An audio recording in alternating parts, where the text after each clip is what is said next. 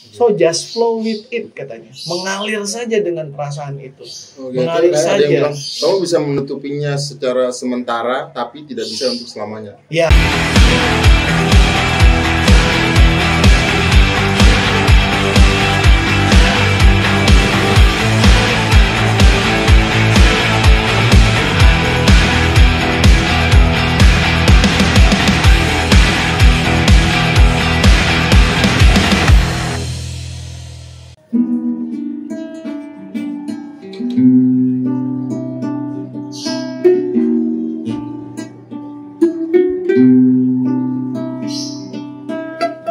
Seperti air, bagai bunga matahari, bagaikan mendung, bagaikan sinar pelangi.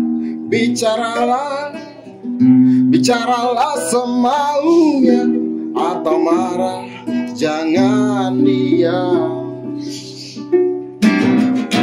Tertawalah, wajah kamu ke awan, temui bintang, lalu jadikan hiasan. Bicaralah, bicaralah semaunya, atau marah, jangan diam.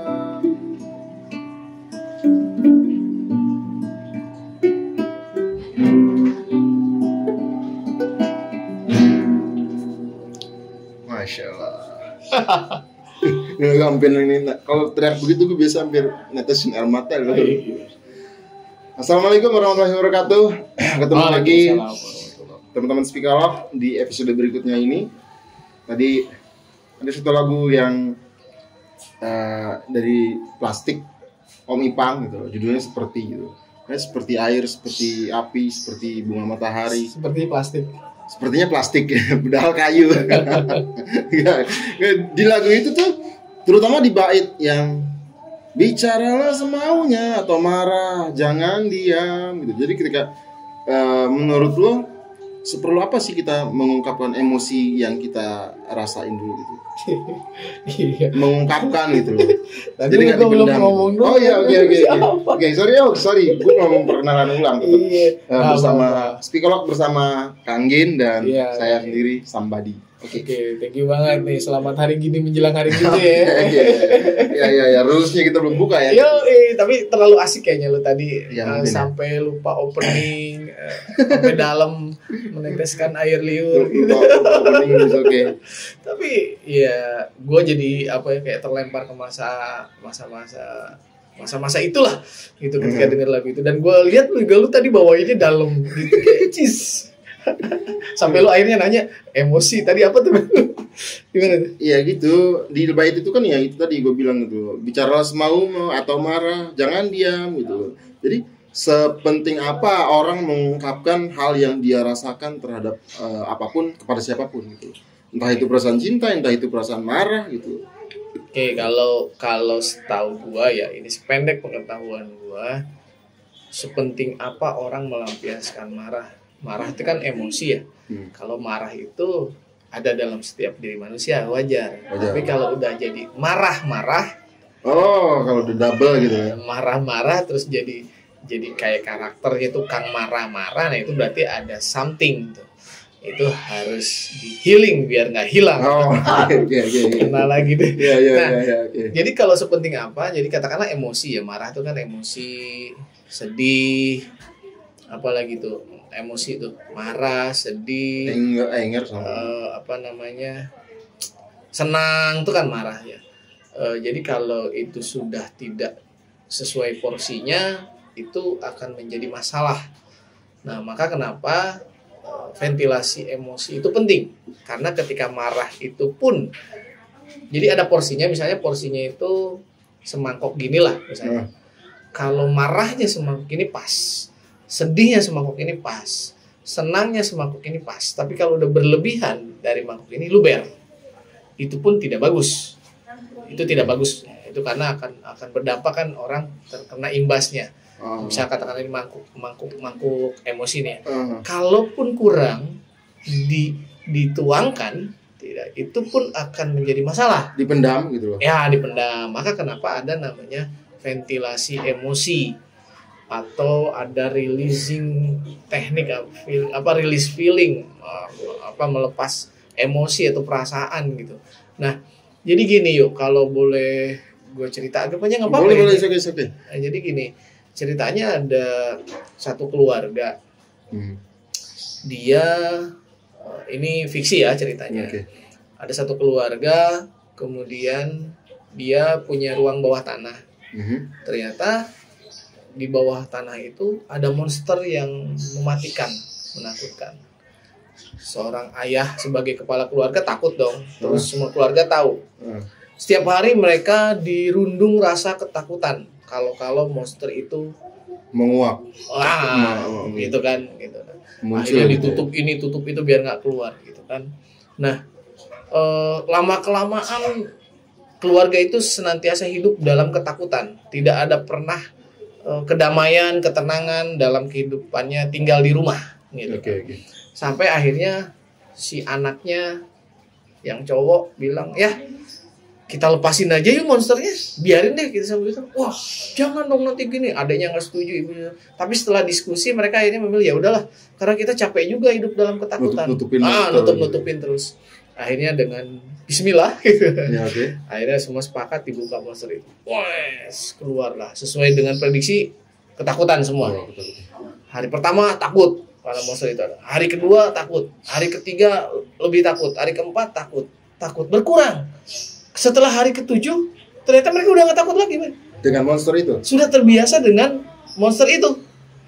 Jadi ternyata mengeluarkan apa yang selama ini ditakuti, menghadapinya karena itu tuh ternyata bekerja gitu. Akhirnya menyelesaikan dan menghilangkan semua ketakutan yang selama ini menghinggapi keluarga itu.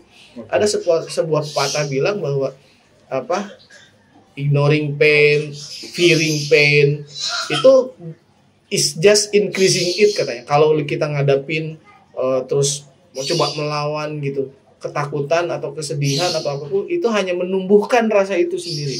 So just flow with it, katanya. Mengalir saja dengan perasaan itu. Mengalir saja. Bilang, kamu bisa menutupinya secara sementara tapi tidak bisa untuk selamanya. Ya. Gitu? Ya. Masuk gitu. Iya. Keren banget itu. Ya, biasa lah. Gue kan dari lu juga. Tapi enggak, itu jujur keren. Jadi, terus ventilasi emosi ya. Tadi kenapa penting mengungkapkan marah, mengungkapkan emosi. Itu penting, karena kalau misalnya gitu ya, mau marah nih, terus nggak boleh. Okay. Terus marah pada apa? Marah pada siapa? Marah pada marah yang tak terlampiaskan, kalau kata Sawung Jabo sama Iwan Fals, ya kan? Marah pada iri gitu. Itu Iwan Fals ya. Nah, kebanyakan kebiasaan kita cenderung tanpa sadar, pola asuh kita dulu lah zaman orang tua kita, atau mungkin saat kita jadi orang tua sekarang, menutup ventilasi emosi si anak tanpa sadar. Salah satunya anak laki-laki ketika nangis, jangan nangis. Anak laki-laki nggak boleh cengeng. Lagi berusaha dia mengenalkan emosi, melampiaskan emosi, terus ditekan. Oke, sampai besar dia nggak terbiasa nangis gitu. Nggak bisa melampiaskan emosi, nangisnya akhirnya dia bisa lari ke yang lain kan, narkoba lah atau apalah. Atau selain jangan nangis, misalnya lagi kencang seneng, jangan kencang-kencang ketawanya. Atau jangan apa. Nah, terbiasa ditekan emosi nggak bagus. Jadi kalaupun anak jatuh atau anak nangis, anak marah, sampaikan bahwa marahmu boleh, tapi marah yang benar seperti ini nak, gitu. Kasih tahu marahnya itu sampai sini, kalau udah ngerusak barang itu nggak bagus. Nangisnya tuh boleh, tapi kalau udah nangisnya misalnya berlama-lama terus sampai dia geletak apa kotor, itu kasih tahu. Jadi penting buat kita mengungkapkan emosi. Iya, tapi ada porsinya tadi. Oke. Thank you. Gue yang thank you malah. Ini berarti sepertinya lagu seperti Plastik ini keren juga ya. Banget, itu pasti penciptanya dari ada pengalaman hidup ya, pasti kan ada inspirasi atau apapun gitu kan. Jadi tapi tadi gue lihat lu kayaknya dalam banget lah ya. Apa lu sedang merasa tersakiti? Enggak juga gitu. Ya kadang gitu, kadang yang tadi dibilang kalau terutama ya gitu, gue ya yang tadi dibilang liriknya, bicaralah gitu, jangan diam gitu. Kalau diam tuh gue cenderung nggak tahu apa yang harus gue lakukan kalau lawan bicara gue atau lawan misalnya katakan istri gue gitu. Marah tuh lebih bukan marah pasti. Ada satu emosi yang diem aja, nggak ngapa-ngapain. Gue nggak tahu apa yang terjadi dengan dia gitu. Kalau itu sih balik ke karakter katanya ya, secara neuroscience otak wanita sama otak pria kan beda. Nah, salah satunya adalah berdampak kepada bentuk penyampaian emosi yang berbeda. Jadi ketika marah, gue lupa penelitiannya siapa, tapi wanita ketika marah itu dia cenderung melampiaskan dengan kata-kata. Sama halnya kita harus menerjemahkan kata terserah dari perempuan gitu. Terserah. What's meaning terserah gitu. Iya.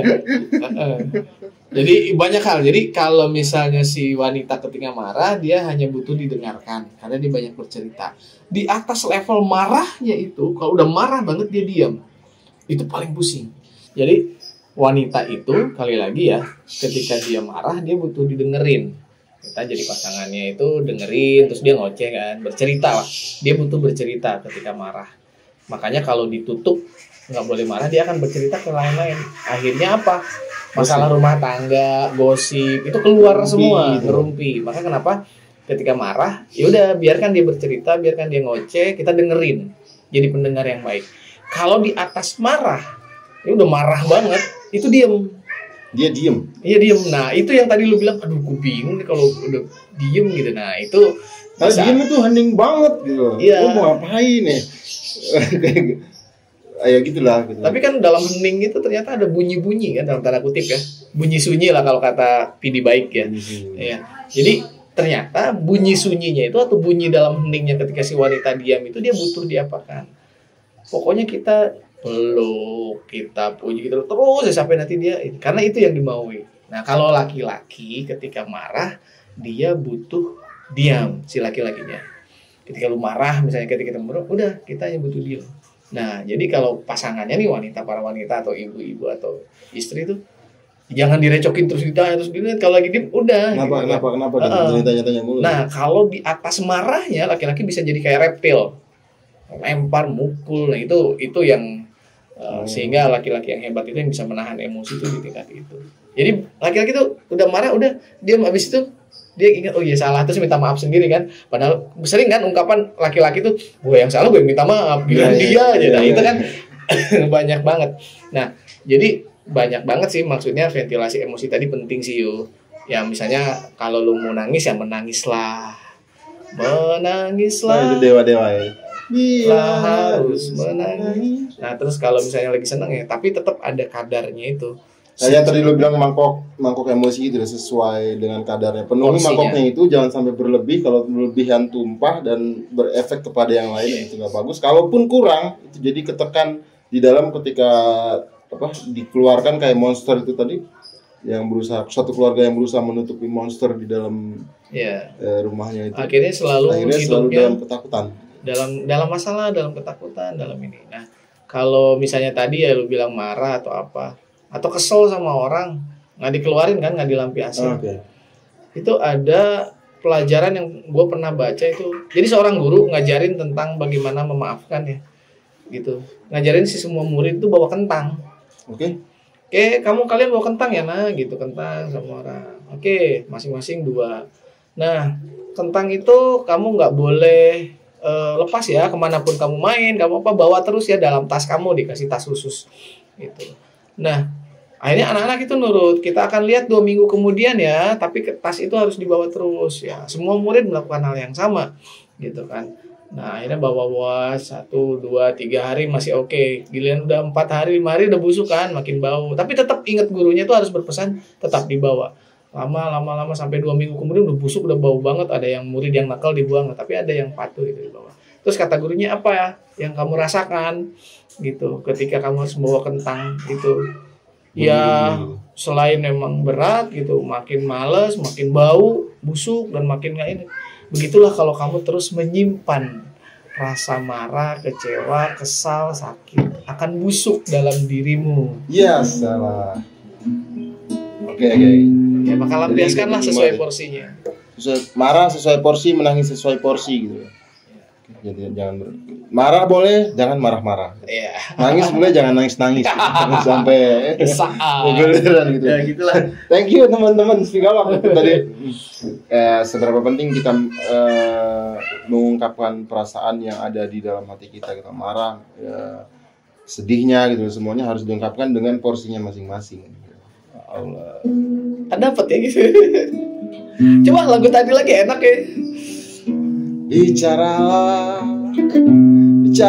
semaunya atau marah, jangan diam. Gak perlu mimpi, gak pakai janji, gak ada kecewa,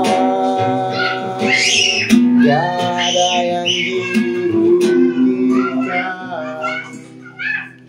see you next time. Assalamualaikum warahmatullahi wabarakatuh. Waalaikumsalam warahmatullahi wabarakatuh. Enak.